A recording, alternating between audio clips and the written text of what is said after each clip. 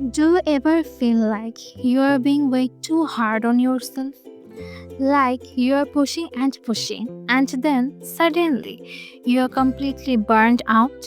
If yes, then today's episode is just for you because we are going to talk about something so simple yet so powerful: how to be kinder to yourself and how to move forward without setting yourself on the fire in the process.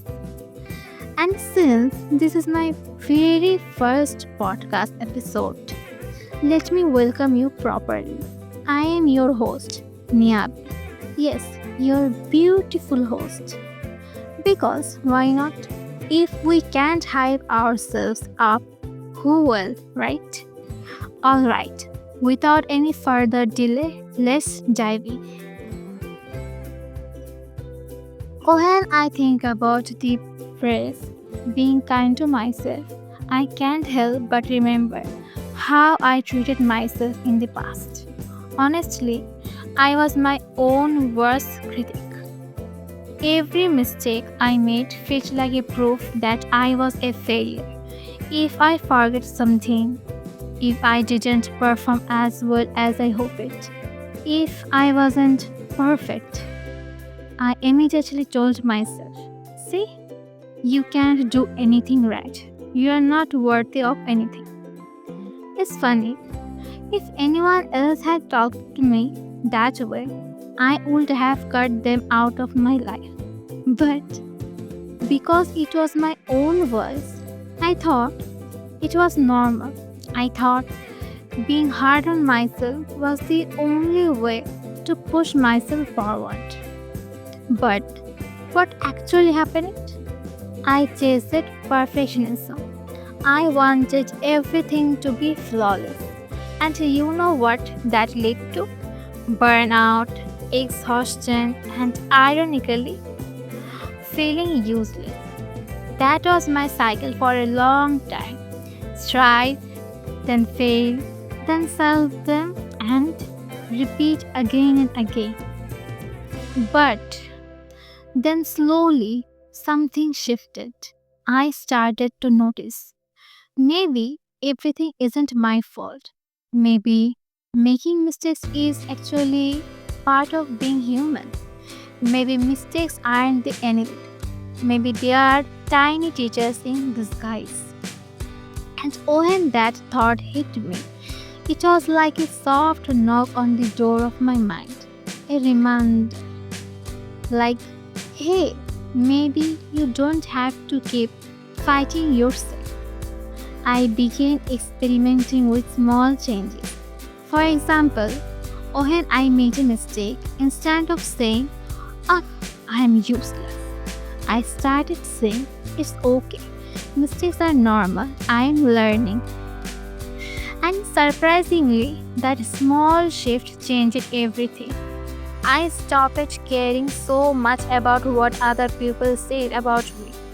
I started setting smaller, realistic daily goals instead of impossible, perfectionist ones.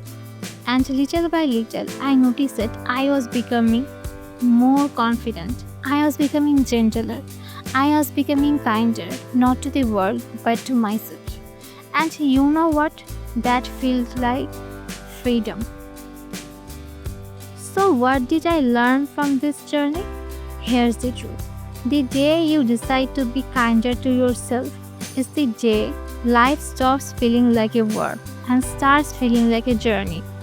But let me be clear, it's not magic. You won't wake up tomorrow and suddenly become your own best friend. It's a process, a slow one, but not too slow. You will have to practice speaking to yourself differently. You will have to set goals that make sense for you, not for what society, your neighbor, or your friend's Instagram feed thinks is right. You will have to give yourself real rest, not scrolling on your phone till 2 a.m. rest, but actual recharging, guilt free rest. And when you do, you will start to see the changes. you will notice you don't break so easily under pressure anymore. You'll notice you recover faster from failure. You'll notice you're growing. Because here's the secret: life isn't a race, it's a journey. And being kind to yourself is what helps you keep walking instead of collapsing halfway through. Now, let me give you two practical tips you can start today. Yes, today, not from next week. Tip 1: journal for 10 minutes a day. Before you roll your eyes, hear me out. Journaling isn't about writing fancy poetry or recording every single detail of your life. It's about clearing the mental clutter. Imagine your brain is like a messy desk. Journaling is just sweeping off the junk papers so you can see what's important. 10 minutes, that's all. Write whatever comes out. You will be shocked at how much lighter you feel. Tip 2: cut out toxic people. Yeah, this one is hard because sometimes the toxic people are close. But here's the thing: if you can't fully cut them off, you can definitely limit their access to your mind. That means setting boundaries, ignoring their negativity, and choosing not to carry their opinions around your head like heavy luggage. Trust me, it feels amazing to travel light. These two steps alone can change the way you treat yourself. Because when your mind is clearer and your environment is less toxic, it's so much easier to practice self kindness. So, that's the end of today's podcast. My very first podcast. I really hope my story and these lessons gave you something to think about. And if it did, do me a favor: share this episode with someone who might need it. Because let's be honest, we all have a friend who is too hard on themselves. And of course, if you want more inspiring problem solving and a maybe little funny podcast from your beautiful host Niyabi, then don't forget to subscribe. Thank you for spending your precious time with me today. Remember, and be kinder to yourself. You deserve it. See you in the next episode. Bye.